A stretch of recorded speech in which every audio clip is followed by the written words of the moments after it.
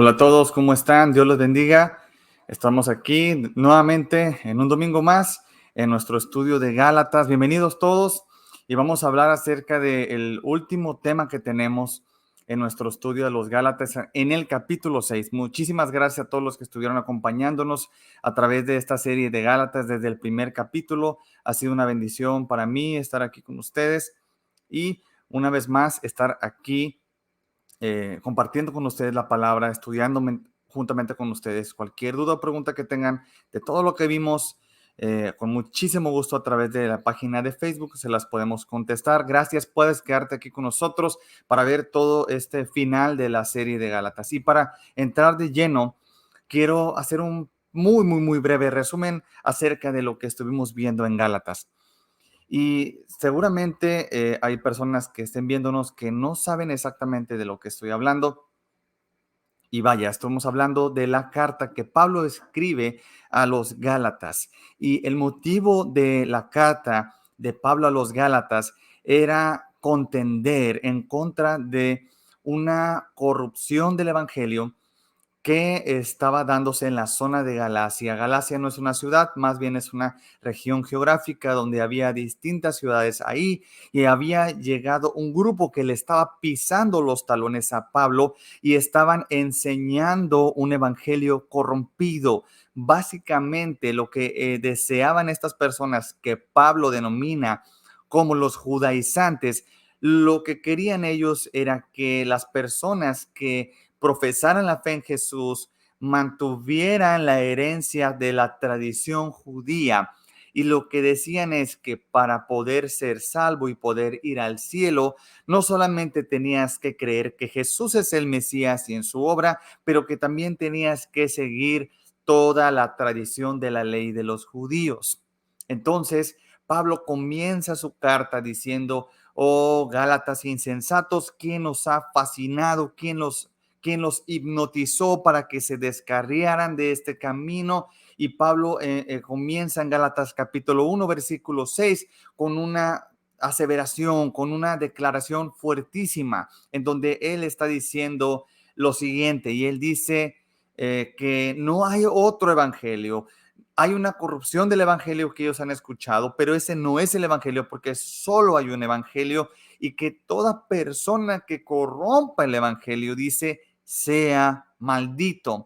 Y durante los primeros dos capítulos, Pablo defiende en primer lugar el mensaje del evangelio y por otro lado defiende su trabajo como evangelista, porque otra de las cosas que ocurría es que estaban menoscabando la autoridad apostólica de Pablo, quien tenía la autoridad dada por Jesús para predicar el evangelio. Entonces, en los siguientes dos capítulos, Pablo se va de lleno a explicarnos el evangelio, la libertad a la cual nos ha llamado, la adopción de hijos, y empieza a describir cómo es ser verdaderamente cristiano, qué significa ser verdaderamente salvado por la gracia y no por las obras de la ley, porque claramente dice en Gálatas que nadie de ninguna manera será salvado por las obras de la ley. Escuché recientemente a un rabino decir que el judaísmo supera al cristianismo en esperanza, porque el judaísmo enseña que de hecho hay una manera de abrirse las puertas al cielo, pero no estoy de acuerdo para nada con esa aseveración porque simplemente es falsa.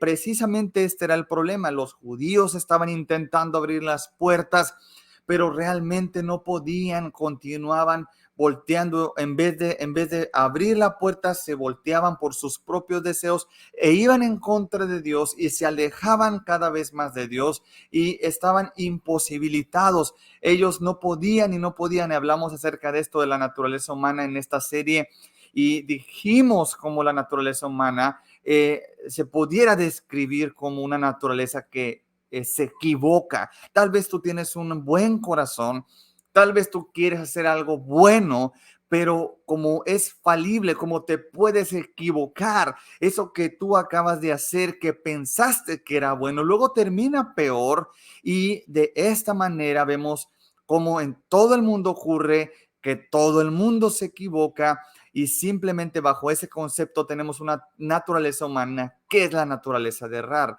Y no podríamos abrir la puerta del cielo como dicen los judíos, pero Jesús, por su gracia, nos da la gran esperanza que por su obra y por la fe en Él, sin ninguna obra de nosotros, podemos ser salvados.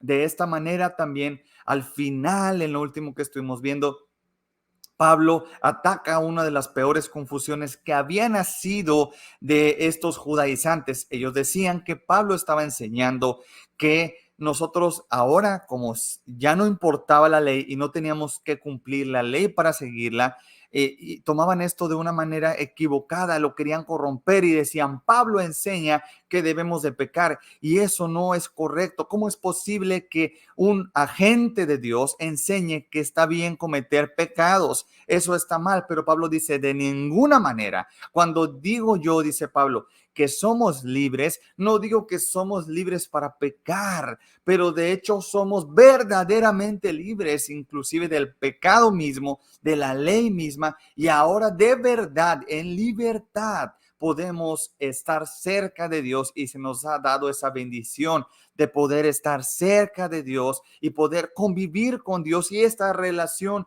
produce en nosotros, esta relación completa y totalmente libre produce en nosotros fruto, y ese fruto es amor, paciencia. Y vimos cómo nos recuerda a Jesús en aquel entonces cuando le lava los pies a los discípulos, y esa es la máxima de Jesús cuando dice, sirvamos unos a los otros, ámense los unos a los otros, ama a tu prójimo como a ti mismo. Lo que quiere decir la imagen en la mente de los cristianos cuando Jesús dice eso, no es que nos amemos a nosotros mismos mucho porque tenemos que tener la mejor autopercepción, sino que todo lo contrario, que tenemos una percepción tan adecuada de quiénes somos, que sabemos que vale más el servir por amor a otro que servirnos a nosotros mismos, y nos podemos humillar y lavarle los pies a nuestros hermanos. A eso se refiere Jesús realmente.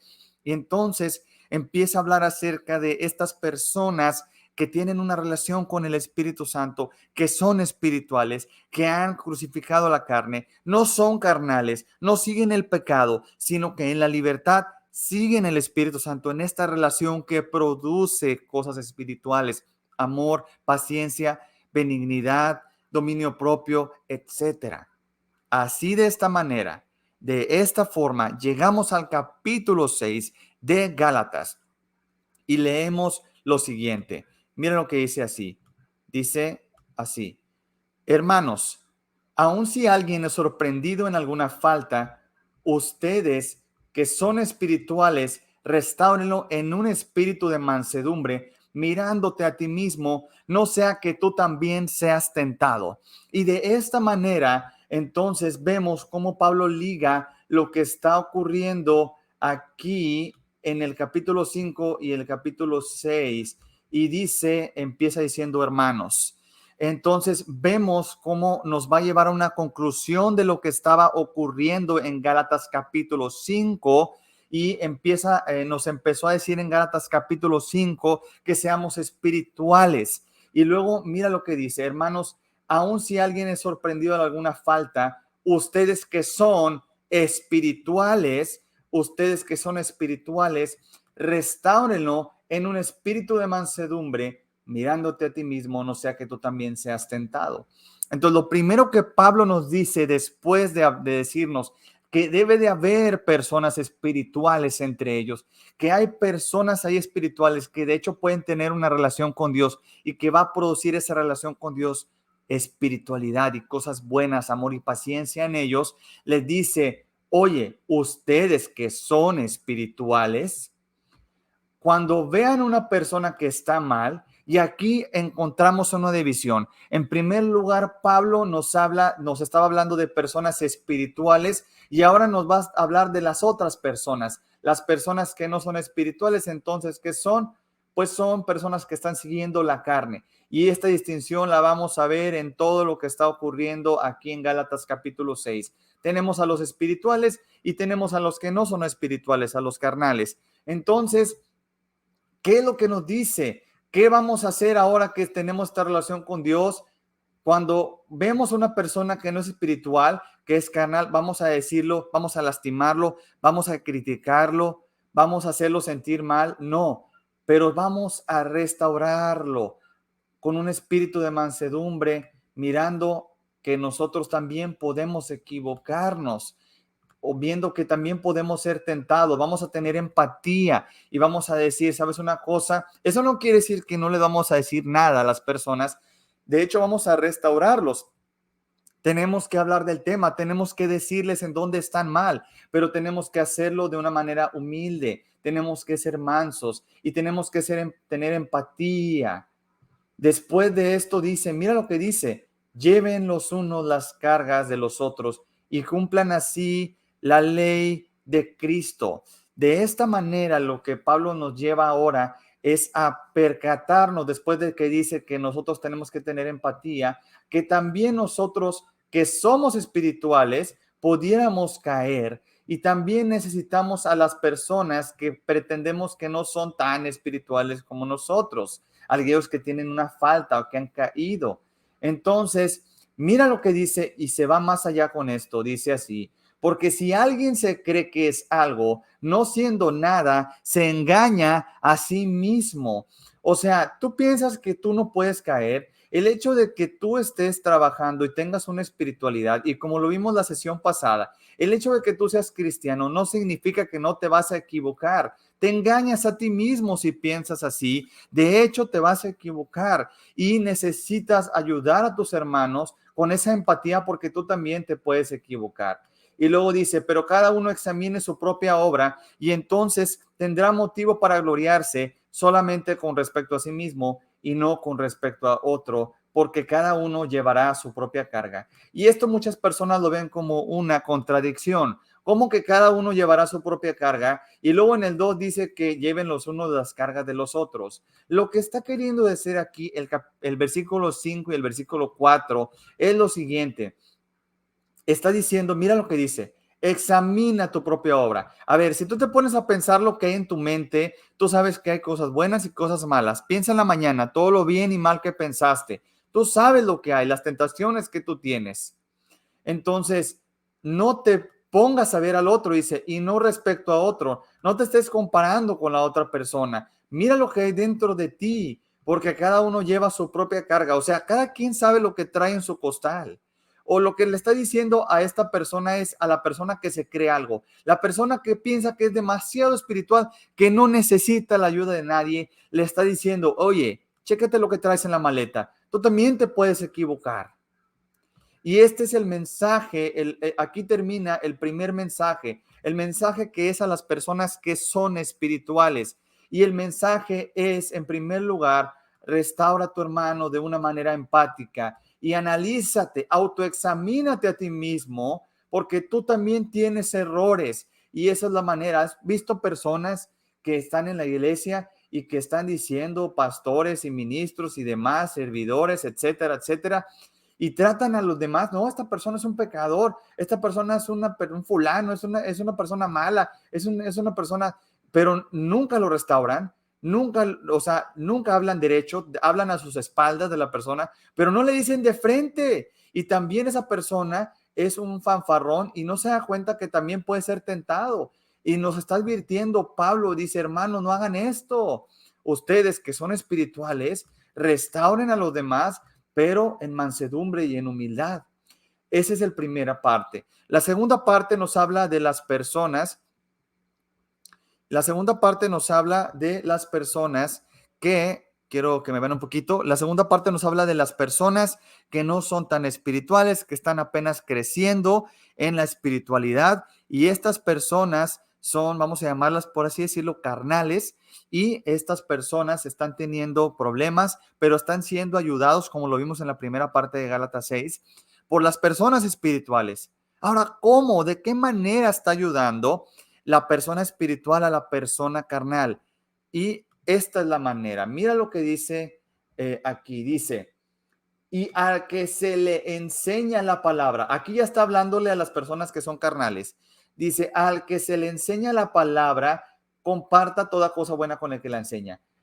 ¿Cómo le ayuda el espiritual a la persona que no es tan espiritual? Enseñándole la palabra, enseñándole, mira, la Biblia dice esto, mira, hay gente que dice, no, pues ahora, no, mira, a ver, ayúdame, tengo este problema con esta situación en mi vida, tengo esta tentación, no puedo perdonar. No, pues, lee la Biblia y ora. O ve a rezar 3 Padres Nuestros. No, esa no es la manera adecuada. Aquí está dejando implícito Pablo que son maestros de la Biblia, que les están enseñando la palabra, pero les está pidiendo aquí, dirigiéndose a las personas, a los neófitos, como dice Pablo, son personas nuevas, son personas que aún no tienen madurez, personas que todavía no han crecido en la espiritualidad, que todavía no son espirituales, que todavía necesitan crecer en su relación con el Espíritu Santo, aunque son cristianos. Les dice que comparta toda cosa buena que le enseña. Esta parte se ha utilizado mucho por charlatanes para de robarle a las personas y pedir dinero. Esto no está hablando de dinero, de ninguna manera. Esto está hablando acerca de una actitud, acércate a una actitud de servicio para aquel persona. O sea, en vez de que te pongas pesado porque te están corrigiendo, porque te están queriendo restaurar, al contrario, tú tienes una buena actitud. Comparte de cosa buena. Lo mejor que tengas, dáselo a esa persona. Ayuda a tu hermano a ayudarte. Ahora, mira lo que dice adelante. Esto es muy importante. Dice, no se dejen engañar. De Dios nadie se burla, pues todo lo que el hombre siembre, eso también segará. Aquí está diciéndole lo siguiente, es una advertencia para las personas y les está diciendo, oye, ellos te están enseñando, ellos están sembrando en ti algo espiritual, no te engañes, no, Dios no lo vas a burlar. ¿A qué se refiere esta advertencia de sembrar y cegar? Mira lo que dice, esto es lo importante, porque el que siembra para su propia carne, de la carne segará corrupción, pero el que siembra para el espíritu, del espíritu segará vida. Y eso es precisamente de lo que Pablo nos está hablando en el capítulo 5. Nos está diciendo que seamos espirituales, que no seamos carnales, que seamos personas que busquen el espíritu. ¿Y de qué manera lo pone él en el capítulo 5? En el capítulo 5, Pablo dice, hermanos, esta libertad que tienen en Dios, úsenla para servirse. Les está diciendo que compartan toda cosa. Está dejando implícito que los maestros de la Biblia están enseñando la Biblia, restaurando en amor. Y hay este servicio mutuo. Yo te enseño la Biblia, tú me escuchas y estamos compartiendo. Tú llevas mis cargas, yo llevo tus cargas. Nos estamos ayudando. El hecho que yo te enseñe la Biblia no significa que yo no tenga problemas alguno. Entonces, de esta manera está diciéndonos que nosotros sembremos en servicio a los demás. Y me voy a ir rápido aquí. Y dice lo siguiente, no nos cansemos, mira lo que dice, no nos cansemos de hacer el bien, pues a su tiempo, si no nos cansamos, segaremos. Sigamos aprendiendo la Biblia, sigamos aprendiendo las escrituras y sigamos apoyando a aquellos que nos las están enseñando. Hagámoslo y vamos, si no nos cansamos, a pesar de que puede llegar a ser cansado, si no nos cansamos, si no nos damos por vencidos, vamos a producir el fruto del Espíritu Santo. A eso se refiere. Así que entonces hagamos bien a todos, se me está acabando la batería, según tengamos oportunidad, especialmente los de la familia de la fe. Y entonces termina Pablo diciéndonos, nos está primero dando el ejemplo de los maestros espirituales y termina diciendo en la última sección del 11 al 18 y nos dice acerca de los maestros que no son espirituales, los maestros que son carnales. Tengo un pequeño problema con mi computadora, se me va a acabar la batería y voy a dejar esta última sección para después. Les mando un abrazo y Dios los bendiga. Voy a terminar por hoy aquí. Tengo que terminar por causa de la batería y voy a terminar la última sección que era justamente el título, la batalla final, la batalla entre los buenos maestros y los malos maestros, y lo vamos a ver aquí del versículo 11 al versículo 18, y yo creo que lo vamos a ver mediante Dios. Me comprometo con ustedes a verlo el miércoles. Por lo pronto, quedémonos con lo que vimos al final en estas dos secciones principales en la primera parte de Gálatas. La primera parte es, si tú eres una persona que verdaderamente tiene una relación con el Espíritu Santo, enseña la palabra de Dios a los demás con un corazón humilde. Y si tú eres una persona que apenas está empezando, está creciendo, déjate enseñar, ayuda a que te enseñen, ayuda, comparte con ellos lo mejor, facilítale las cosas. Y de hecho también si puedes de alguna manera, oye, si la persona está viajando en carro y va y viene y está gastando dinero, ayúdalo económicamente, pero no solamente eso, sino que verdaderamente ayúdalo a ayudarte, ayúdalo a crecer. Dios les bendiga, nos vemos el miércoles y espero que hasta ahorita les haya gustado. Voy a tener que partir esto en dos, este final, pero creo que esto es la costumbre de hoy, ¿no? Partir siempre en dos los finales. Dios les bendiga, nos estamos viendo el miércoles, como les dije en la mañana, para ver la última parte de Gálatas, capítulo 6, la batalla final, los maestros espirituales contra los maestros carnales. ¿Quiénes son los maestros carnales? Hay muchos hoy en día y los vamos a ver el miércoles en la mañana. Dios los bendiga, nos vemos muy pronto. Yo soy Luis Church y muchas gracias por acompañarme.